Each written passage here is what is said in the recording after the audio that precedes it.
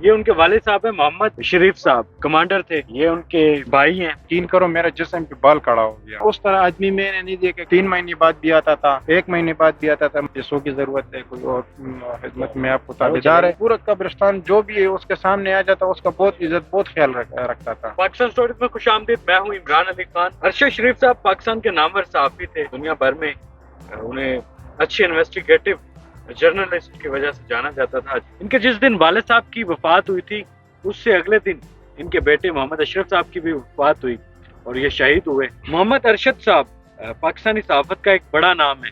انہوں نے اس قوم کو ایک نئی امید دی اور کہا کہ آپ سوال کر سکتے ہیں، آپ اپنے حق کی بات کر سکتے ہیں، لیکن ان کو شہید کر دیا گیا۔ اسی قبرستان میں ان کی بھی تدفین ہونی ہے، ان کی بھی آرام گاہ اسی قبرستان میں ہے۔ ان کا آخری جو گھر ہے وہ یہ قبرستان ہے۔ میرے ساتھ ندیم صاحب موجود ہیں۔ ندیم صاحب ان کے والد اور بھائی کی جو قبریں ہیں ان کی دیکھ بھال کرتے ہیں۔ جی بھائی، آپ کو آج صبح ہی ذمہ داری سونپی گئی تھی کہ وہ جو ادھر نئی جو قبر ہے، جو نیا انتظام آپ کو کرنے کے لیے کہا گیا تھا، تو آپ کو اندازہ نہیں تھا یہ کس کے لیے کیا جا رہا ہے؟ ہم نے سوچا کوئی اس طرح بڑا جنازہ آ رہا ہے، ہم لوگ کو یہ علم نہیں تھا یہ بھائی اس طرح فوت ہو گئے، کیونکہ ہر لوگ خاموش ہے نا، کوئی آج کل آپ کو پتہ ہے کوئی منہ کھلواتا نہیں ہے۔ اچھا یہ بتائیے گا کہ ان کے بھائی بھی شہید ہیں، ارشد صاحب کو بھی شہید کر دیا گیا، اس ملک کے نامور صحافی تھے، بڑی شخصیات میں ان کا شمار ہوتا تھا۔ آپ کے پاس آتے تھے، آپ سے ملاقات کرتے تھے، کیسی شخصیت سے کیسے بات کرتے تھے، کیا ان کا رویہ ہوتا تھا؟ آرام سے باتیں کرتا تھا، بہت نائس آدمی تھا، اور اس طرح آدمی میں نے پورا اسلام آباد میں نہیں دیکھا ہوا ہے۔ نیچے باتیں نہیں کرتا تھا، اونچا باتیں کرتا تھا، کل کی باتیں کرتا تھا، سچ کی بات کرتا صحیح ہے، سچ کی باتیں کرتا تھا۔ وہ ہمارا پاکستان کا ہیرو شہید ہو چکا ہوا ہے۔ بالکل جی، وہ واقعی اس قوم کے ہیرو تھے، اس قوم کے رہنما تھے، اور نوجوان صحافیوں کے لیے وہ ایک نئی امید تھے۔ ان کا ٹی وی پر پروگرام آف ایئر کر دیا گیا، ایک بہت بڑا ظلم تھا، ان کو ملک سے بدر کر دیا گیا۔ جب لاسٹ ٹائم آئے تو آپ سے ملاقات ہوئی؟ لاسٹ ٹائم پہ ملاقات نہیں، کیا وجہ تھی ملاقات کیوں نہیں ہوئی؟ بس میں گاؤں پہ تھا۔ فون پہ کیا بات ہوئی تھی آپ؟ بولتے ندیم بھائی آپ کس طرح ٹھیک ہے، آپ قبرستان آپ کو بھائی بولتے تھے؟ بھائی بولتا تھا۔